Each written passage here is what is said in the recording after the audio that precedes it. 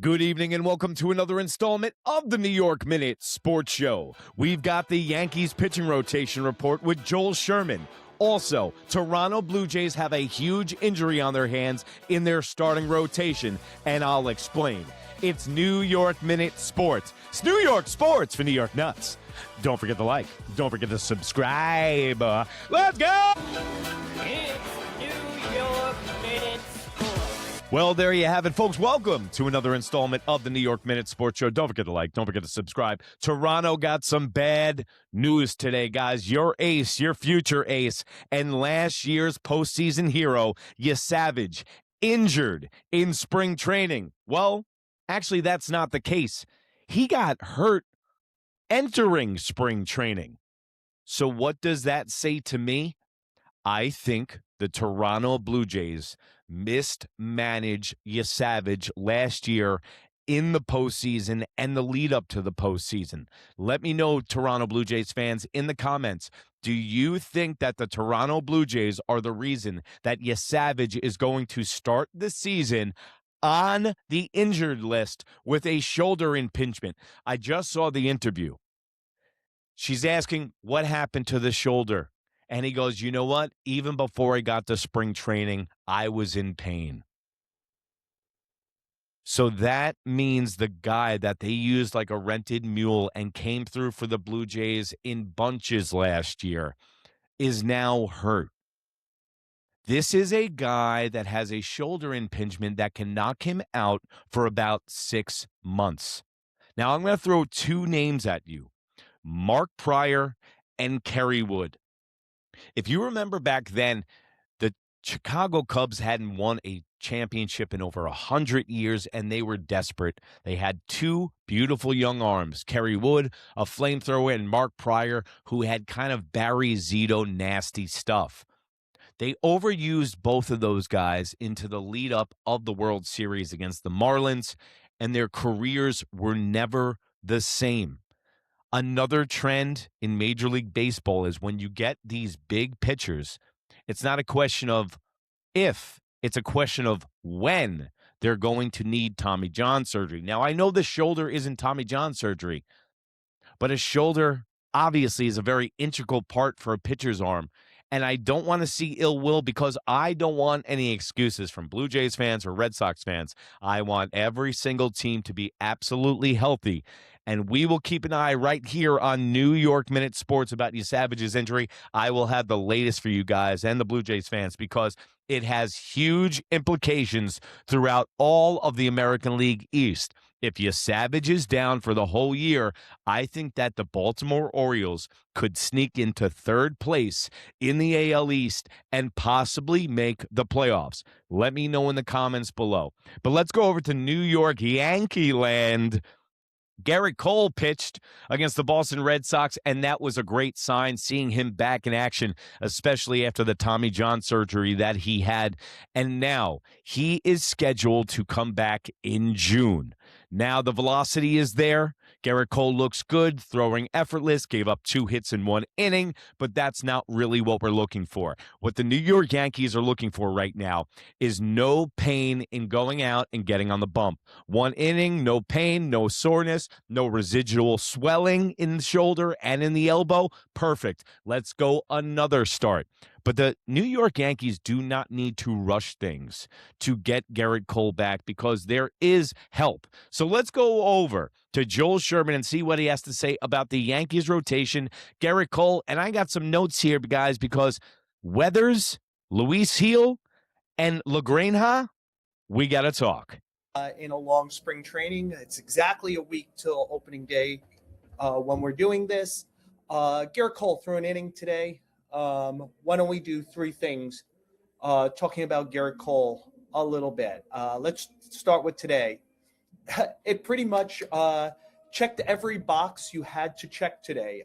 First pitch was 97 miles per hour. It was bunted. He had to go try to make an athletic play. He slid. He didn't make it. He had to try to control the running game. There was a runner thrown out of third base by Austin Wells. He had to cover first base on a traditional like what became a 4-1 play of ground ball to Jazz Chisholm where Ben Rice ranged far, and Cole had to do it. He threw all 4 of his pitches. It was only 10 pitches, but he threw all 4. His fastball was nice and crisp. His location was very good. His knuckle curve was fine. Everything seemed in order. I think one of the things that stood out that has stood out in a rehab from Tommy John surgery, which is usually command, is the last thing to fully come back. And Aaron Boone, talking about this performance today, told reporters that Gerrit Cole's superpower is his delivery. That it allows him to stay over the years where he's on a Hall of Fame track, perhaps, is that his command is usually excellent. It's kind of how you would draw it up, and is probably helping him here beyond the average discipline, the extraordinary discipline he has on his craft. You know, a lot of people might be asking if Gerrit Cole can actually throw in a bullpen or if he can actually throw in a spring training game. Why isn't he just going to come back earlier than June? This is what happens when you're at his age, okay? Somebody like Jason Dominguez, who has Tommy John surgery, a non-pitcher, can come back and bounce back quicker because he's younger. When you're 35, you can't bounce back from injuries as quickly as that. So what Gerrit Cole and the New York Yankees are doing right now is building a solid foundation, because you got to remember, Gerrit Cole is still on contract for like 6 or 7 more years. I haven't looked at it, but they still owe him a lot of money, and they're going to need to get productive years out of him into his 40s. So let me know in the comments below, do you think Gerrit Cole can bounce back from this injury and still be the ace of the New York Yankees? Or is that Max Fried, Cam Schlittler, or Carlos Rodón? Let me know. At Yankee Stadium against the Marlins early April, after the Yankees play their series against San Francisco and Seattle. He wants to be there. I'm expecting there'll be a huge ovation for him when he's called to the line on opening day. And why don't we get to number 2? Because that's about the calling card, as was today. The best Yankee team has Gerrit Cole back at the top or near the top with Max Fried and perhaps Cam Schlittler of this rotation. And so far, so good. That's the thing. You have Cam Schlittler, Gerrit Cole, and Max Fried. They could all be number ones of a lot of pitching staffs in Major League Baseball. But what worries me, okay, is the bridge to Carlos Rodón and Gerrit Cole. Now, they're saying Carlos Rodon's probably going to come back in late April, which is great, and it's going to help Max Fried and alleviate those 2 workhorses from last year. Schlittler, Rodón, who I actually just talked to also, he's going to throw 35 pitches tomorrow in a live batting practice. So that's 35 pitches on Thursday. He continues to be in line to come back from his elbow surgery. They hope by late April, and there's a continued competition with Ryan Weathers and Luis Gil. Neither of those guys has looked spectacular. That's a big problem for the New York Yankees, because Luis Gil and Weathers is the bridge to Carlos Rodón and Gerrit Cole. They're going to have to hold the fort down until Gerrit Cole and Carlos Rodón get back. And you just heard it. For last week of May, first week of June for Gerrit Cole, Carlos Rodón will be pitching 35 pitches tomorrow, but he will be coming back early. So before they have Carlos Rodón and Gerrit Cole, they're going to have a starting rotation of Max Fried, Luis Gil, Will Warren, Weathers, and Yarborough. That is a rough starting rotation. So I would be okay if Ryan Weathers and Luis Gil were actually pitching well in spring training, but they're not doing so hot. Ryan Weathers right now, okay, has a 8 ERA. He has been getting lit up in spring training, and he was traded for to be a 3rd or 4th starter in this starting rotation. I know he is a work in progress. He is a reclamation project, but you know what? His father was a great reliever for this team, David Weathers. Why not try this kid as a left-hander out of the bullpen? Obviously, the starting rotation is not working for him. And I know, listen, you're probably screaming at your screen right now going, it's spring training. This kid hasn't even come close to showing that he has any positive signs of getting better, and it looks like he's going to start in AAA. But then you have, on the other flip coin, Luis Gil. Now, Luis Gil has a 6.28 ERA. All right? Not good. But the one thing that you need to look at for Luis Gil, and I've said this numerous times on this show, is that you need to look at how many walks Luis Gil has given up this spring training. That has been his bugaboo all his career so far. Little injuries. Also, He needs an off-speed pitch. He needs a breaking ball. They need to either work on a slider or a curveball for Luis Gil, and he needs a strikeout pitch because right now he strikes out guys just with velocity and stuff.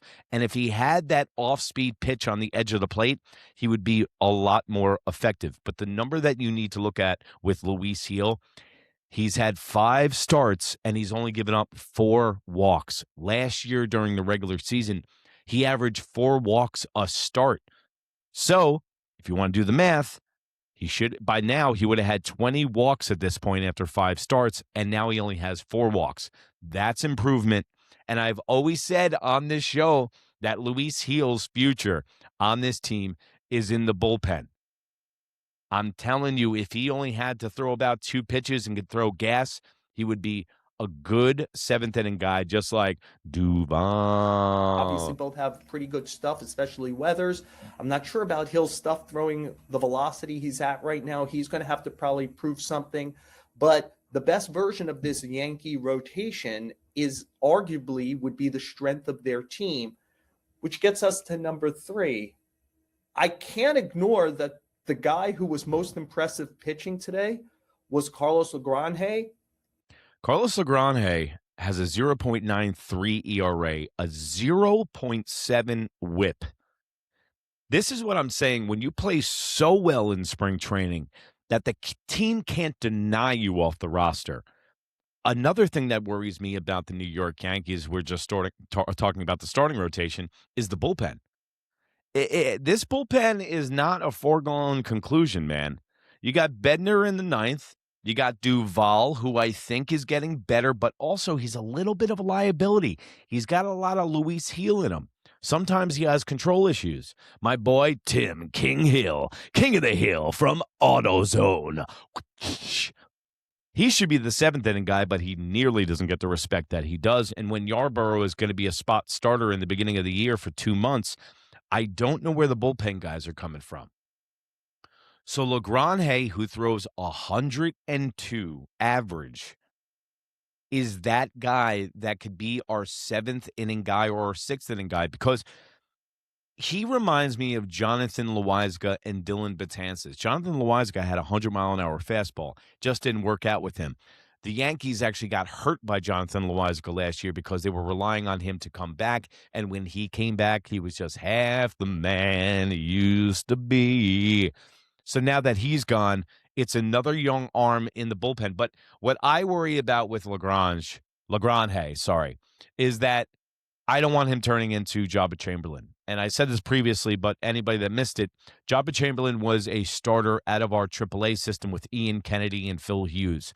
He was another guy that threw 100 miles an hour, had a 98-mile-an-hour slider. He was a starting pitcher, came in as a starter. The Yankees needed bullpen help, went into the bullpen, and was absolutely lights out. I literally still have the shirt that says Jabba Rules. He had certain rules. He had pitch limitations in the bullpen, pitch limitations when he was a starter, and he would levitate between that and go back and forth. It ruined his career. Have the Yankees gotten better at handling their rotation? Absolutely, since then. Has Brian Cashman got much better at cultivating arms in AAA? Absolutely. But Carlos Lagrange, man, it's going to be necessity. It's not going to be a luxury that we need him in the bullpen. And, guys, the rest of Major League Baseball, watch out. With a 0.93 ERA and a sub-1 whip, sign me up. I was just down the World Baseball Classic watching Miller pitch, who's 0 for 57 with batters in him since last year at the end of the season. That guy is lights out. I could see Lagrange being that type of closer and bullpen arm. Let me know what you think in the comments below. And he is not going to make this team. It's understandable. He's had a lot of injury history in his minor league career. He has not pitched at upper levels a lot in the minor leagues. But he has dropped quite a calling card here in this spring training. This was not the A lineup of the Red Sox. None of their main guys were here today. But the stuff he used to throw 4 shutout innings to continue pitching great in this spring training, that stuff gets out. Major league hitters, the best major league hitters. I said to Paul Blackburn, what do you think about this guy? And Paul Blackburn says, he throws an easy 100. And he said, wouldn't that be nice to have? And yet when Aaron Boone is asked about him, he talks constantly about the secondary stuff. And you know what? This is throwing 92, 93, 94 mile an hour changeups. The slider has lots and lots of depth and movement and deception. He's a big guy who gets compared to Dellin Betances a lot. And I understand that on the raw material, but this is not a guy falling out of his delivery and having any troubles with throwing strikes. Now, again, Boone has mentioned this, that strike throwing at a high level was not something he did great in the minors, but it is something he has done great here.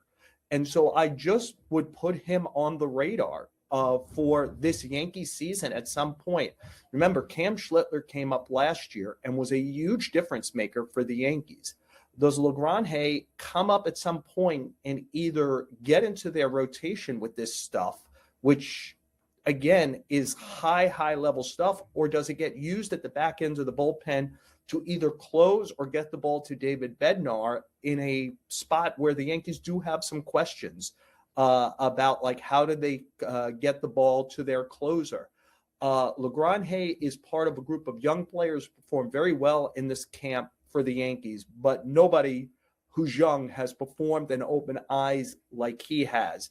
He's been really good on the mound. He's been really good. His work ethic, his ability to mingle both with teammates, reporters, it's all been really good.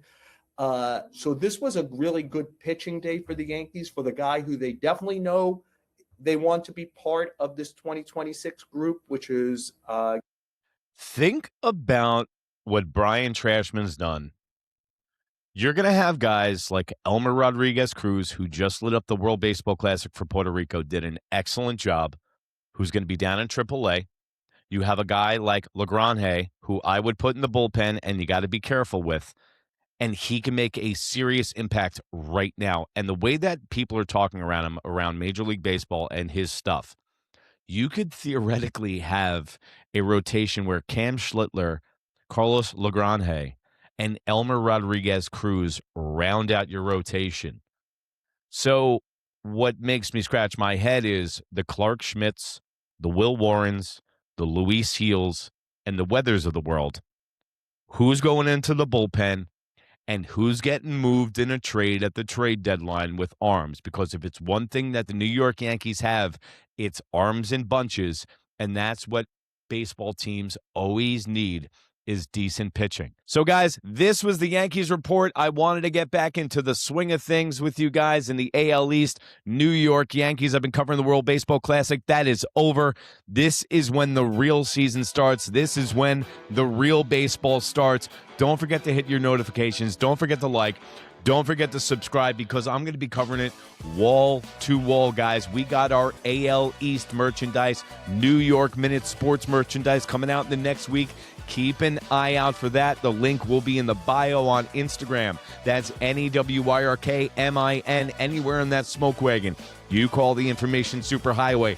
You can find New York Minute Sports. It's New York Sports for New York Nuts. And remember, if you can't be good, be bad, baby. Good night, Canada. Bye.